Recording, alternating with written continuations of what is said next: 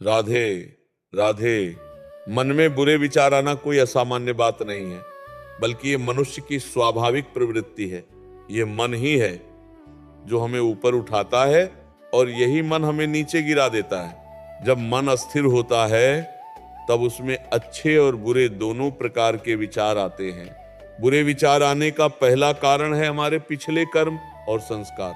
जो हम देखते हैं, सुनते हैं और करते हैं, वही हमारे मन में संचित होकर विचार बनते हैं। यदि हमने नकारात्मक चीजों को ज्यादा ग्रहण किया है तो मन भी वैसा ही सोचने लगता है। दूसरा कारण है मन का खाली रहना।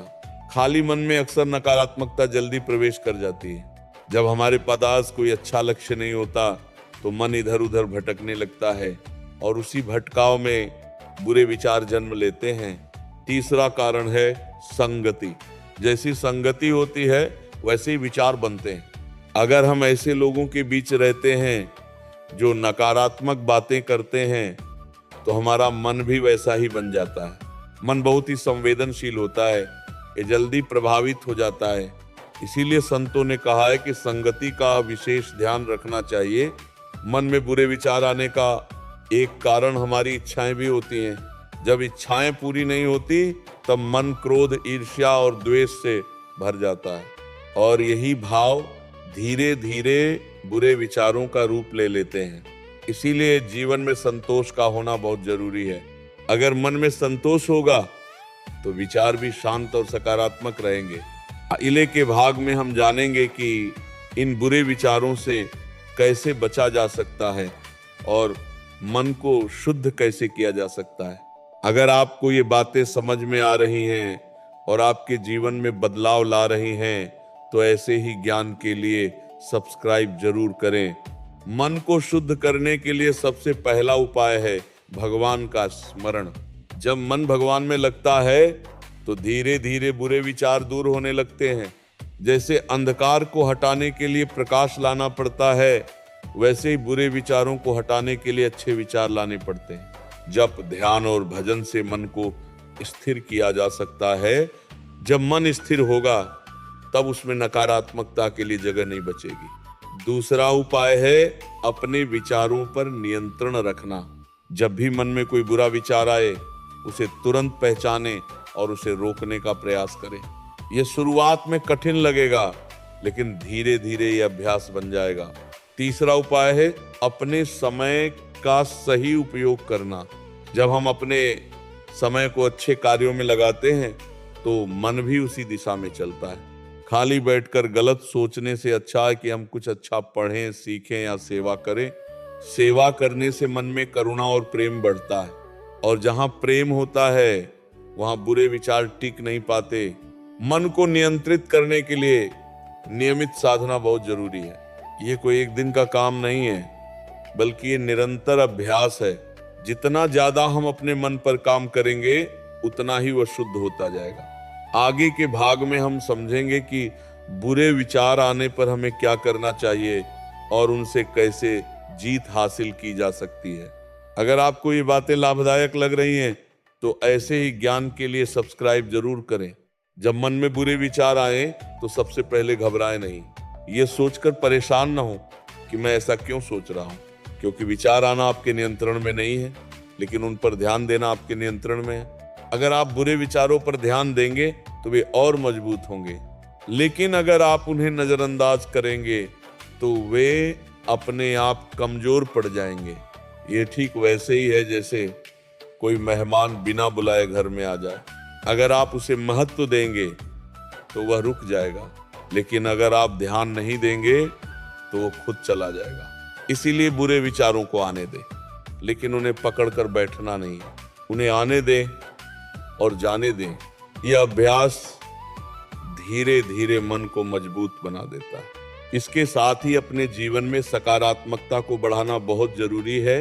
अच्छे विचार, अच्छी किताबें, अच्छे लोग, ये सब मिलकर मन को शुद्ध बनाते हैं। जब मन शुद्ध होता है तब जीवन भी सुंदर बन जाता है। याद रखिए, मन को जीतना ही सबसे बड़ी विजय है। जो व्यक्ति अपने मन पर विजय पा लेता है वह जीवन के हर क्षेत्र में सफल हो जाता है। इसलिए अपने मन को समझिए, उसे सही दिशा दीजिए और अपने जीवन को एक नई ऊंचाई पर ले जाइए। मन को समझने के लिए ये जानना बहुत जरूरी है कि मन स्वयं कोई स्थिर वस्तु नहीं है। ये हर क्षण बदलता रहता है, कभी शांत तो कभी अशांत हो जाता है। जब मन अशांत होता है तब उसमें नकारात्मक विचार तेजी से बढ़ने लगते हैं। इसका एक गहरा कारण है हमारी इंद्रियों का नियंत्रण में न होना। हम जो कुछ भी आंखों से देखते हैं, कानों से सुनते हैं और मन से अनुभव करते हैं, वही सब हमारे विचारों का निर्माण करता है। अगर हम लगातार नकारात्मक चीजें देखते और सुनते रहेंगे तो मन भी वैसा ही बन जाएगा। इसीलिए अपने इंद्रियों को नियंत्रित करना बहुत आवश्यक है। जो व्यक्ति अपनी इंद्रियों पर नियंत्रण कर लेता है, उसका मन धीरे धीरे शांत होने लगता है, और जब मन शांत होता है तब बुरे विचार अपने आप कम होने लगते हैं। एक और कारण है तुलना करना। जब हम अपने जीवन की तुलना दूसरों से करते हैं तब हमारे अंदर असंतोष पैदा होता है। ये असंतोष ही ईर्ष्या और द्वेष को जन्म देता है, और यही भाव आगे चलकर बुरे विचारों में बदल जाते हैं। इसीलिए अपने जीवन को स्वीकार करना सीखें। जो है उसमें खुश रहना ही सच्ची बुद्धिमानी है। जीवन में हर व्यक्ति की यात्रा अलग होती है।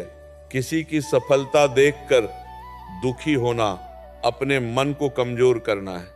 मन को मजबूत बनाने के लिए कृतज्ञता का भाव जरूरी है। जब हम अपने पास जो कुछ है उसके लिए आभार व्यक्त करते हैं तब मन में संतोष और शांति बढ़ती है, और जहां संतोष होता है वहां नकारात्मकता टिक नहीं पाती। एक और महत्वपूर्ण बात यह है कि मन को दिशा देना जरूरी है।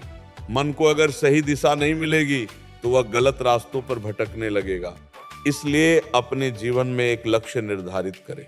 जब आपके पास एक स्पष्ट लक्ष्य होता है तो मन उसी दिशा में काम करता है और बेकार के विचारों के लिए समय ही नहीं बचता।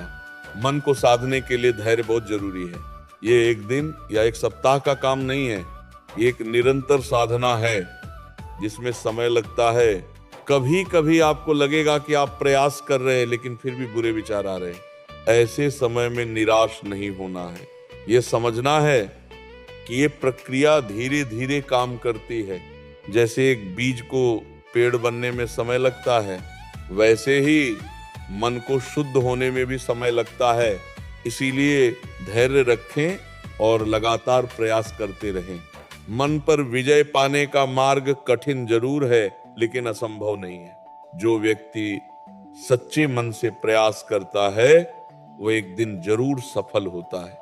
आगे के भाग में हम जानेंगे कि दैनिक जीवन में कौन कौन सी आदतें अपनाकर हम अपने मन को और अधिक सकारात्मक बना सकते हैं। दैनिक जीवन में कुछ ऐसी आदतें होती हैं जो हमारे मन को या तो ऊपर उठाती हैं या फिर नीचे गिरा देती हैं। इसलिए ये बहुत जरूरी है कि हम अपने दिन की शुरुआत कैसी करते हैं। सुबह उठते ही अगर हम नकारात्मक सोच या मोबाइल में उलझ जाते हैं तो दिन की शुरुआत ही गलत दिशा में हो जाती है। लेकिन अगर हम सुबह उठकर भगवान का स्मरण करें, कुछ समय ध्यान और प्रार्थना में लगाएं, तो मन धीरे धीरे शांत और सकारात्मक बनने लगता है।